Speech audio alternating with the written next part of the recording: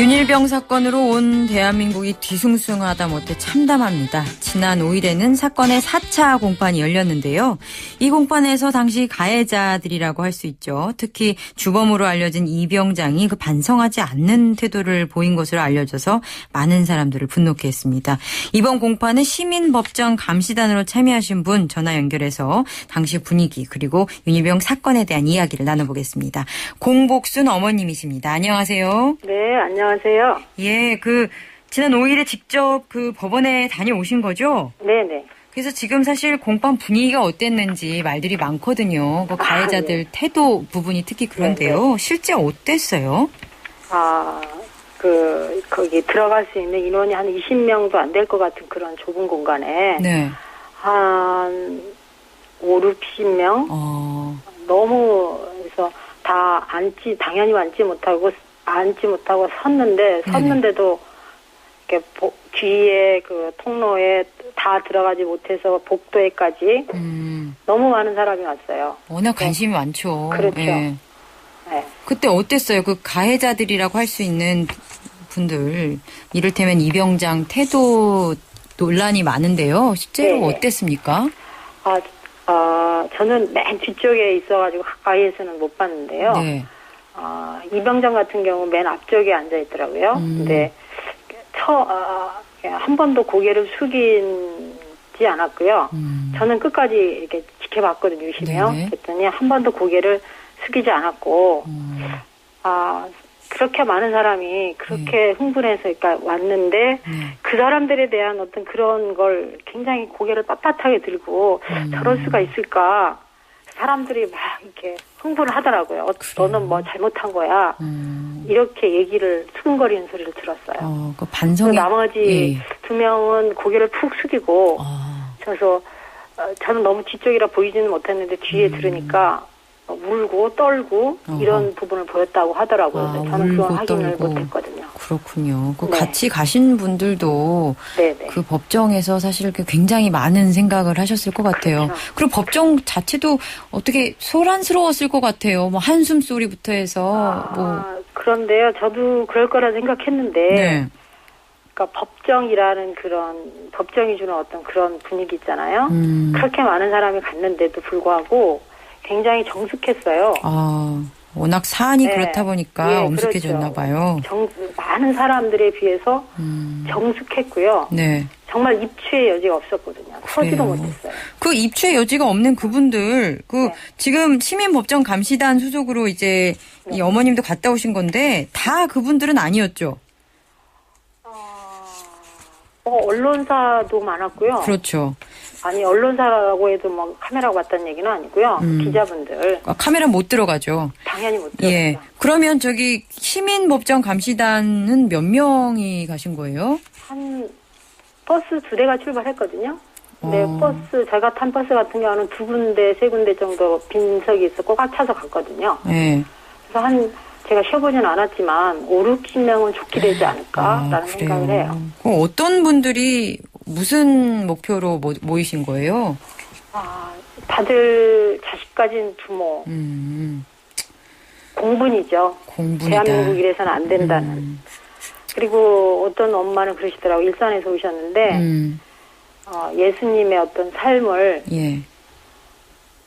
이렇게 살아야 될 것 같다는, 자기가 그냥 뉴스만 보고 집에 있어서는 안 될 것 같다라는 생각에서 오셨다 그러더라고요. 그렇군요. 그런 분들이 가셔서 얼마나 집중해서 그 공판을 보셨겠습니까 하는 생각이 드는데.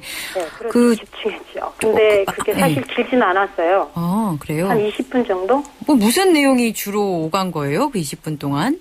직접 그러니까 가해자들 얘기도 듣고 했을 거 아니에요? 그러니까 피해자나 이런 사람들 얘기는 못 듣고, 이게 이제 다른 데를 이관한다는 거, 3분단인가요? 그걸로 이관한다는 얘기, 날짜는 추후에 잡혀진다는 얘기, 그다음에 성추행 부분, 그 부분을 더 보태겠다는 얘기, 이 3가지 정도 했던 것 같아요. 그러면 그 가해자 얘기는 직접 들을 기회가 없으셨고요. 그럼 없죠.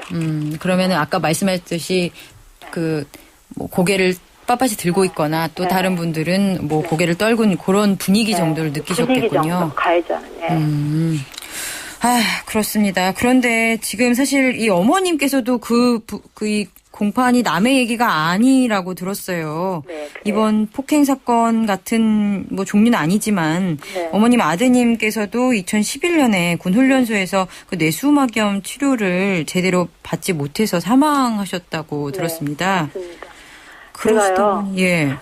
제가 이런 데를 제가 열심히 찾아다녀요. 그런 이유가 내가 우리 아들 그 장례식장에서 예. 나보다 먼저 이런 일을 당하신 분들이 와서 나 손을 잡아주고 내 어떤 일처리 하는 걸 도와줬다면 예. 내가 이렇게 바보같이 처신을 안 했을 거라는 생각이 들어요. 아, 그런 그래서 마음. 제가 그 신성민 상병 거기 장례식장 갔었는데요. 네. 참 50평생 살면서 밥값 한다 이 생각을 처음 했었거든요. 그래요. 제가 있어야 될 자리가 그 지금 윤일병 어머니의 그 마음을 네. 저만큼 이게 그래서 가능하면 예. 우리 애 같은 이런 상황이 벌어지지 않게 하기 위해서 제 힘 닿는 데까지는 위로하고 네. 손을 잡아드리고 싶어서 그렇군요. 그런 데 다닙니다. 그 윤일병 혹시 부모님도 네. 보셨어요? 네, 사실 어제 거기 국방부 앞에서 윤일병 추모제 거기 갔었어요. 아, 공pon에서 보시지는 않고. 네, 거기는 안 나오셨어요. 못 안 나오셨죠? 나오셨고. 네. 어떻게 나오시겠습니까, 또. 아유. 그래서 그 국방부 앞에서 하는 추모 집회에서는 무슨 얘기 나누셨어요? 어머님하고 직접 얘기는 못 해봤고요. 예. 어머님이 읽으시는 편지를 통해서 이제. 아들에게 쓰는 편지였죠. 편지, 예. 그건 언론에 다 나왔더라고요. 네. 가슴 아프죠. 사실 전 그 어머님이 굉장히 어떻게 앞으로 살아가실까 세상을 네. 너무 걱정이 돼요. 정말 그분이 살아가실 앞으로의 시간을 생각하면 예. 제 가슴이 미어져요. 어떻게 견딜까? 그 많은 아픔을 어떻게 견디실까? 병약해 보이시더라고요. 그게 병약해 약간 보이셨어요? 굉장히 힘들어 보이셨어요. 큰일 났다. 잘 견디셔야 할 텐데 이런 생각이 들더라고요. 그리고 잘 견디시는데 조금이라도 우리가 보탬이 되려면. 보탬이 되고 싶어요, 저는. 예, 지금 어머님은 충분히 그러시고 계시고 저희 사회가 또 해야 될 거는 모두가 해야 될 거는 이번 기회에 고칠 건 다 고쳐야 되는 거 아니겠습니까? 마지막으로 이거 하나만은 꼭 이번 기회에 짚고 넘어가야 된다. 당부해 주신다면. 정말이죠. 네. 많은 생각을 하게 하는데요. 네. 사람의 생명은 한번 놓치면 정말 안 되거든요. 그렇죠. 생명의 세월호도 그렇고요. 네. 정말 돈보다 생명이다 그랬잖아요. 그럼요.